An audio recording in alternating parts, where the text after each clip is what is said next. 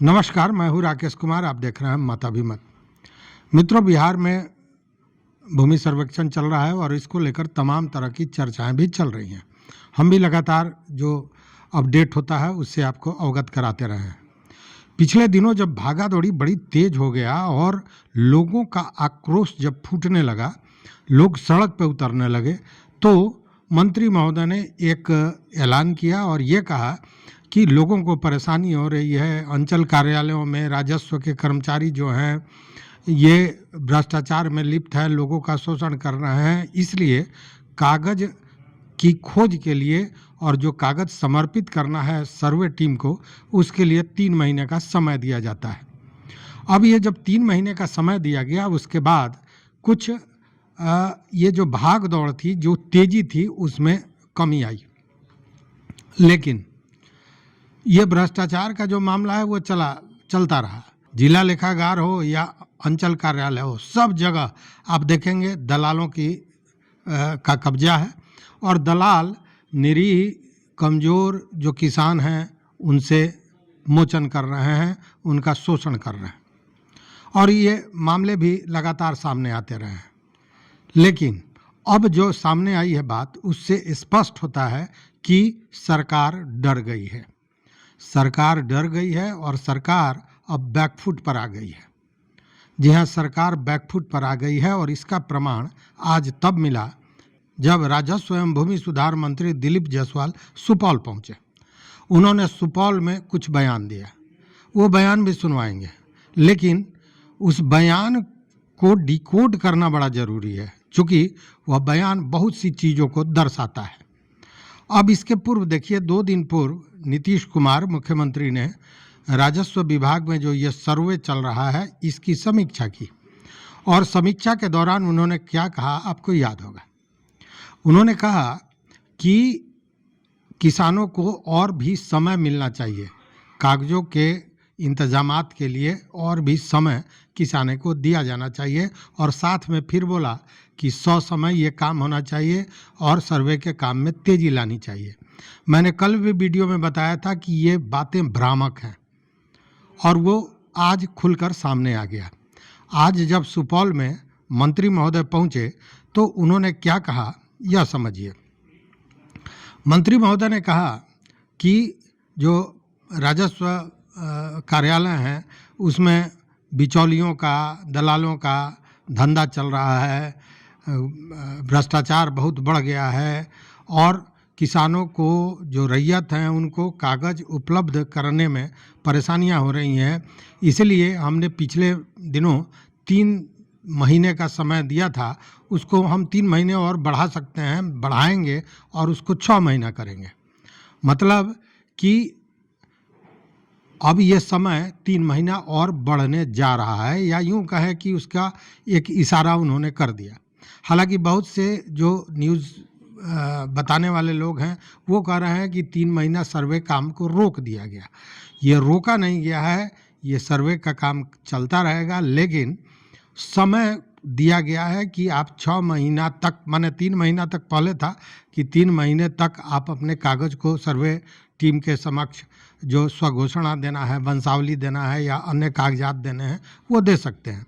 अब वो समय अवधि और 3 महीने बढ़ सकती है, या इशारा कर दिया तो मान के चलिए कि बढ़ जाएगी। लेकिन ये दिलीप जायसवाल ने किया और ये सवाल पूछा जा रहा है कि क्या दिलीप जायसवाल बिहार की जनता को मूर्ख समझ रहे हैं कि धीरे धीरे अपना पैर पीछे खींच रहे हैं कि उनकी प्रतिष्ठा भी न जाए। चूँकि मंत्री पद मिलने के बाद उन्होंने तमाम तरह के बड़े दावे किए थे और उसके बाद उनको भाजपा प्रदेश अध्यक्ष की कुर्सी भी मिली थी, तो वो अपनी प्रतिष्ठा को बचाने के लिए वो अपने जो काम करने की क्षमता है उसको दिखाने के लिए इस तरह का बयान दे रहे हैं, लेकिन कदम धीरे धीरे पीछे खींच रहे हैं। लेकिन मेरा मानना कुछ और है। बिहार में कोई भी चीज़ अगर होता है तो उसके पीछे सीधे नीतीश कुमार होते हैं। अब ये इसमें नीतीश कुमार का कैसे बहुत बड़ा रोल है उस पर भी आएंगे, लेकिन उसके पहले देखिए कि उन्होंने क्या कहा, ये पहले सुन लीजिए आप। ये हम बढ़ा दिए कि अप्लाई करने के लिए कागज उगज का बहुत दिक्कत हो रहा था लोग को, और ब्लॉक वाला भी दलाल सब फायदा उठा रहा था कि ये कागज जल्दी निकालिएगा तो इतना पैसा दे। दलाल सब घूमते रहता है ब्लॉक। तो हमने क्या किया कि अभी 3 महीना रैयत को टाइम बढ़ा दिए कि आप चिंता मत कीजिए, आराम से कागज ढूंढिए। और ये 6 महीना तक बढ़ा सकते हैं, मतलब 3 महीना भी बढ़ाए हैं, 3 महीना और टाइम रैयत को देंगे। अभी क्या है कि 60% लोग जो है आराम से 3-4 महीना में करवा लेंगे। विवाद जो है वो 16-17% जिसका वंशावली या जो खानदानी है, जमीन नहीं बांटा, उस सब में दिक्कत है। इसलिए रैयत को कोई दिक्कत नहीं होगी और कोई कागज के लिए ब्लॉक दौड़ने का जरूरत नहीं है। जिसका सर्वे छूटेगा, ये मेरा काम है कि उसके घर पर हम पदाधिकारी को भेज के सर्वे करवा देंगे।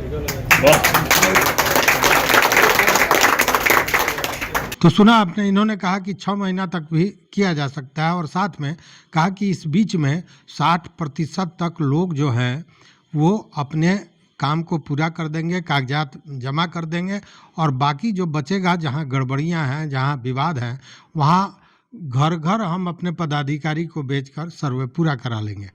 मतलब कि सर्वे चलेगा, लेकिन कहने की बात है। सच पूछिए तो कहीं ना कहीं सरकार इसमें बैकफुट पर जा रही है। और कुछ और भी बातें हैं, ज़रा इसको भी ध्यान से सुनिए। बहुत छोटा छोटा क्लिप है, लेकिन इसका डिकोड होना बहुत ज़रूरी है। कहने का मतलब है कि 3 महीने से 6 महीना, मतलब सरकार बैकफुट पर चली गई। कारण उसको भी बताएंगे। और यह जो निर्णय है, यह दिलीप जायसवाल ने किया हो, मैं इसको मानने को तैयार नहीं है। चूँकि दिलीप जायसवाल ने इस बयान में कहा भी है कि कल ही हम और मुख्यमंत्री बैठे थे तो मैंने ये निर्णय ले लिया। मुख्यमंत्री के साथ बैठकर मंत्री निर्णय ले लें और वो भी जब मुख्यमंत्री नीतीश कुमार हो, तो ये बात पचने वाली नहीं है। क्योंकि जो नीतीश कुमार चाहते हैं वही मंत्री करते हैं या संतरी करते हैं, कोई भी वही करता है जो नीतीश कुमार चाहते हैं। हम मुख्यमंत्री जी कल बैठे थे और हमने फैसला ले लिया। हम मुख्यमंत्री जी कल बैठे थे और हमने फैसला ले लिया। देखिए, पहले भी मंत्री महोदय ने कहा था कि राजस्व विभाग भ्रष्टाचार से भरा हुआ है, बहुत पुराना कोड है, इसमें समय लगेगा, ये सारी बातें। लेकिन फिर जो सुपौल में उन्होंने बातें कही, उसमें एक बड़ी बात कह दी। चूँकि उन्होंने पहले भी इस तरह की बात कही थी और उन्होंने कहा था कि सबसे पहले तो मंत्री को ईमानदार होना होगा, इस कुर्सी को ईमानदार होना होगा। अगर मंत्री ईमानदार नहीं होंगे, पैसा लेकर ट्रांसफ़र किया जाएगा, पदस्थापना किया जाएगा, उस स्थिति में ब्यूरोक्रेसी फैलेगी, अफसरशाही बढ़ेगा और कुव्यवस्था फैल जाएगी। तो ये देखिए उन्होंने क्या कहा। का पाठ, हम पहला दिन जब कुर्सी पर बैठे तो हम बोले कि पहले मिनिस्टर को ईमानदार होना होगा। मंत्री अगर ईमानदार नहीं होगा तो अफसरशाही होगा और अफसर बेलगाम होगा। जो अफसर पैसा दे के पोस्टिंग कराएगा वो कभी ईमानदारी से काम नहीं। इसलिए पहला मंत्री ऐसा आया जिसने कहा कि ये कुर्सी भ्रष्टाचारी नहीं होगा। तो उसका फायदा हमको बहुत मिला। लेकिन इतना लंबा कोड है ये, तो धीरे धीरे दूर होगा। तो सुना आपने। अब जहाँ जहाँ कुव्यवस्था फैली है या जिन जिन विभागों में अफसरशाही हावी है, वो कहना क्या चाहते हैं कि वो सारे मंत्री भ्रष्ट हैं या भ्रष्टाचार में लिप्त हैं। मतलब खुद को साफ दिखाने के लिए मंत्री महोदय ने अन्य मंत्रियों को, जहाँ अफसरशाही हावी है और आप जानते हैं कि बिहार में हर विभाग में अफसरशाही है, उस स्थिति में सारे मंत्रियों को उन्होंने भ्रष्टाचारी की जो श्रेणी है उसमें रखने की कोशिश की है। ये बातें जो मुझे समझ में आ रही है। वहीं एक और बात है, आप एक बात कह रहे हैं कि अगर पैसा लेकर ट्रांसफ़र पोस्टिंग होता है तो बात नहीं मानता है पदाधिकारी, और खुद कह रहे हैं कि ऐसे ऐसे भी सीओ हैं, अंचलाधिकारी हैं, जिनके पास म्यूटेशन का और तमाम काम पड़ा हुआ है, काम नहीं कर रहे हैं। तो उसके लिए हमने रास्ता निकाल लिया है। एक बार 15-20 सीओ वहाँ भेजेंगे, वो 2 दिन 4 दिन में सारा काम करके चलाएगा और वो सीओ जो बैठा हुआ है, काम नहीं कर रहा है, वो झाल बजाता रहेगा। ज़रा सुनिए। बहुत मजबूती के साथ। और अभी क्या कर रहे हैं कि सीओ सब क्या कर रहा है, कोई भी दाखिल खारिज, अतिक्रमण, ऐसा म्यूटेशन, उस सब का कागजात को पेंडिंग रखता है कि हमको ऊपर बहुत काम बोल करके पेंडिंग रखता है। हम अभी एक नया चीज़, हम मुख्यमंत्री जी कल बैठे थे और हमने फैसला ले लिया, जहाँ पर मामला ज़्यादा पेंडिंग होगा अलग से 10-15 सीओ भेजेंगे, बोलेंगे 3-4 दिन में सब समाप्त करके चल आओ, सीओ झाल बजाते रहे।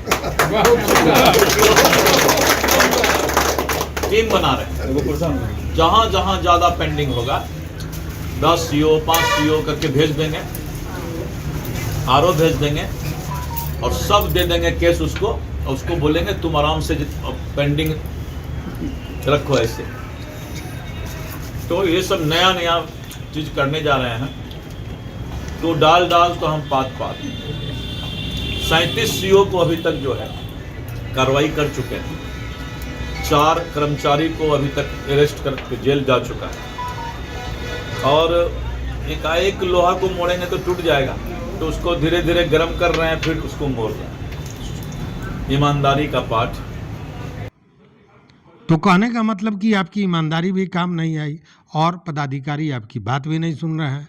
तो यह स्थिति है राजस्व विभाग की। मतलब मंत्री ने एक तरह से कहें कि पाला पटक दिया कि उनकी बात अब अंचलाधिकारी और राजस्व कर्मचारी भी नहीं सुन रहे हैं, जबकि वो यह भी कह रहे हैं कि अगर ज़्यादा टाइट करेंगे तो टूट जाएगा, इसलिए गर्म कर के और उसको मोड़ रहे हैं।